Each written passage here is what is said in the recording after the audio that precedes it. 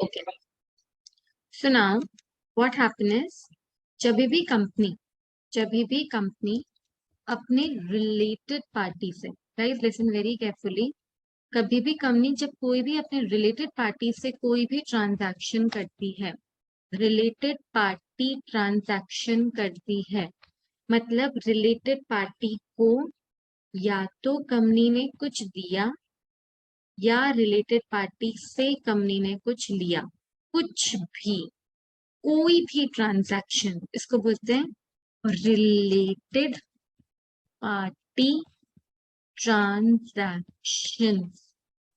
ठीक है। वैसे तो इसकी ऑडिटिंग के लिए ऐसे एक पूरा ऐसे है, ऐसे 550 जो तुम्हें पार्ट डी में सिखाया जाएगा, पार्ट सी में, ऐसे इसके पार्ट में। और अकाउंटिंग स्टैंडर्ड एक तुम्हारा 18 भी है रिलेटेड पार्टी ट्रांजैक्शंस का। उसमें बताया जाता है कि रिलेटेड पार्टीज को कैसे डिस्क्लोज करते हैं।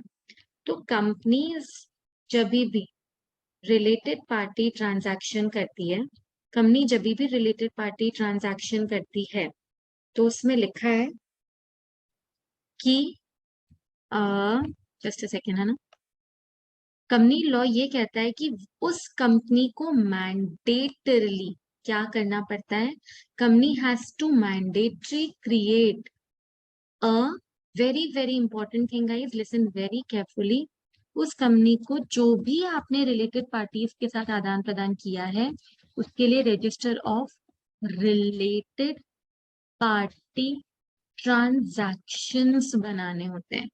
उस रजिस्टर को बनाते हैं हम सेक्शन 189 के अंदर में, से बोलते हैं register of related party transaction. और उसमें क्या क्या लिखते हैं, उसमें लिखते हैं रिलेटेड पार्टी का नाम, रिलेटेड पार्टी से हुए ट्रांजैक्शंस। एक मिनट का,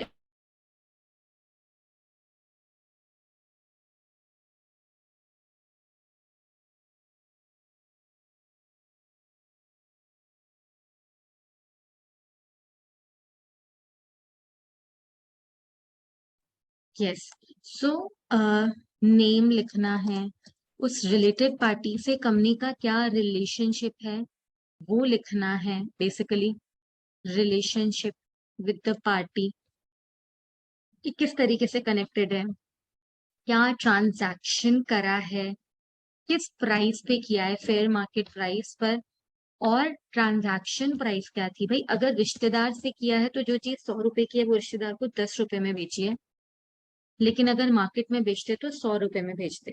तो ये सारे डिस्क्लोजर, कंपनी लोग मना नहीं कर रहा है कि आप रिलेटेड पार्टी से, अब रिश्तेदारों से तो ट्रांजैक्शन करने ही पड़ेंगे।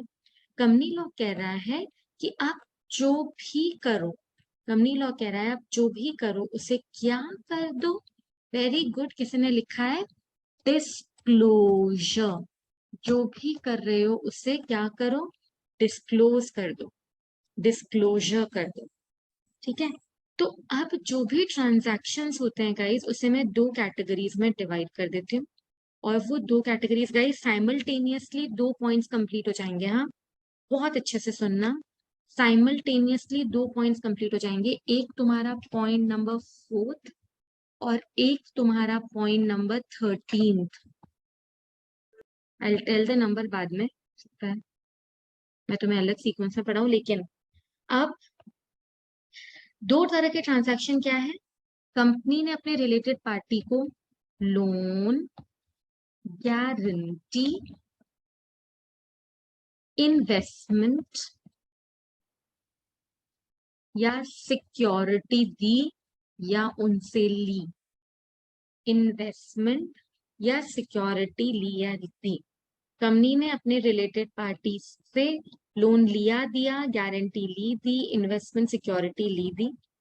या सेकंड पार्ट हो जाता है any other contract, any other contract और अरेंजमेंट, एनी अदर कॉन्ट्रैक्ट और अरेंजमेंट, कुछ और आदान प्रदान किया है लोन, गारंटी, इन्वेस्टमेंट सिक्योरिटी के अलावा, तो क्या करना है, तो लिखा है कि अगर लोन गारंटी इन्वेस्टमेंट सिक्योरिटी का आदान प्रदान कंपनी ने किया है तो सेक्शन 185 कॉमा 186 ऑडिटर चेक करेगा कंप्लाइड है या नहीं। और एनी अदर कॉन्ट्रैक्ट अरेंजमेंट में सेक्शन 188 कॉमा 177 जो तुमने कल ही पढ़ा है ऑडिट कमिटी वाला, complied with or not. Now 185, 186 says subject to board resolution, special resolution. Same. 188 says subject to special resolution and approval of 177 में कौन था? Audit committee. Do you understand this? कि अगर कंपनी ने रिलेटेड पार्टी से कुछ भी आदान प्रदान किया है, अगर कंपनी ने अपने रिलेटेड पार्टी से कुछ भी आदान प्रदान किया है तो क्या होगा? 189 में एंट्री करनी पड़ेगी। 189 वाले जो ट्रांजैक्शंस हैं उनको दो कैटेगरी में डिवाइड कर सकते हैं। कंपनी ने लोन गारंटी इन्वेस्टमेंट सिक्योरिटी ली या दी है, कंपनी ने कोई और तरह का कॉन्ट्रैक्ट अरेंजमेंट अपने रिलेटेड पार्टी से किया है, जैसे रिलेटेड पार्टी को ब्रोकर बना दिया, अंडरराइटर बना दिया, एजेंट बना दिया, तो कुछ ऐसा कॉन्ट्रैक्ट किया है सेल परचेज का। तो अगर लोन गारंटी इन्वेस्टमेंट सिक्योरिटी दिया तो 185, 186 complied with or not.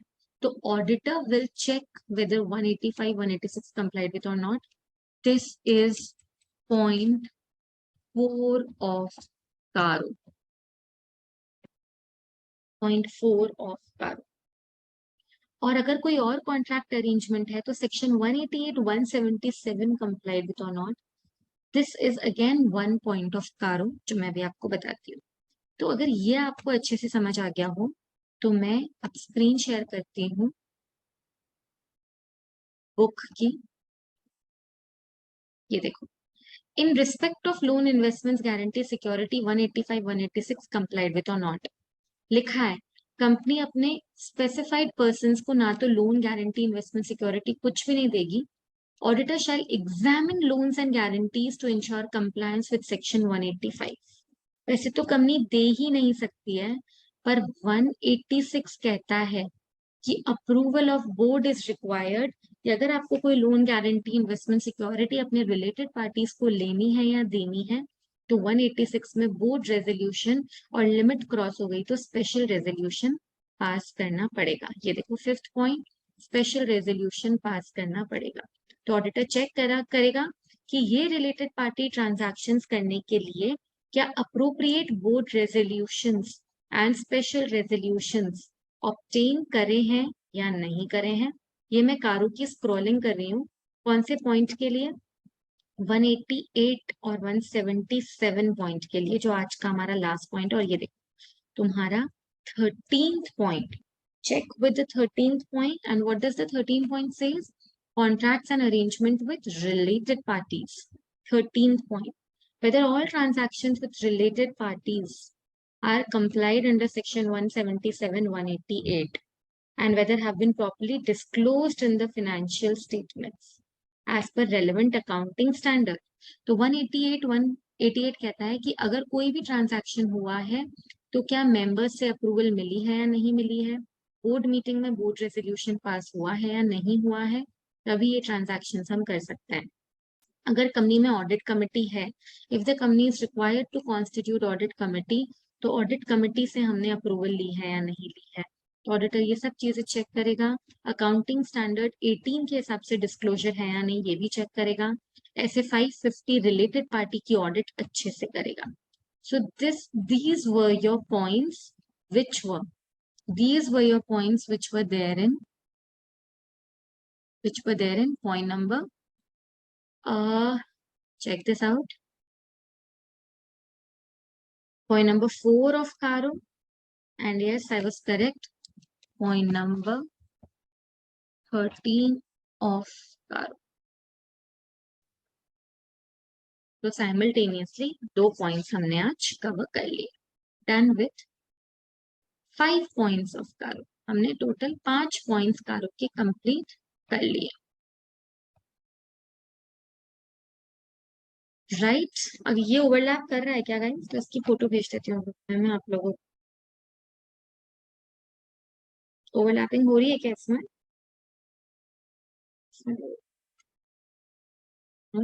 Yes, okay, ये लो, आई एम सेंडिंग यू।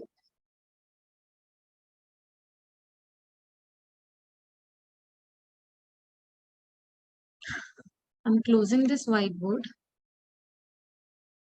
और ये तुम्हारे जो 3 पॉइंट्स थे, मैं इस पे वैसे तो नहीं लिखना चाहती हूँ क्योंकि मुझे पता है तुम लोगों की ओवरलैपिंग हो रही है, तो उसमें वैसे मैंने लिख ही दिया है।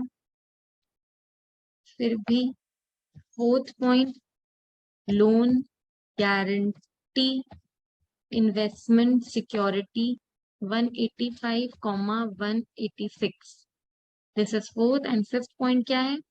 Any other contract arrangement with related party 188,177 complied with honor। आया समझ में?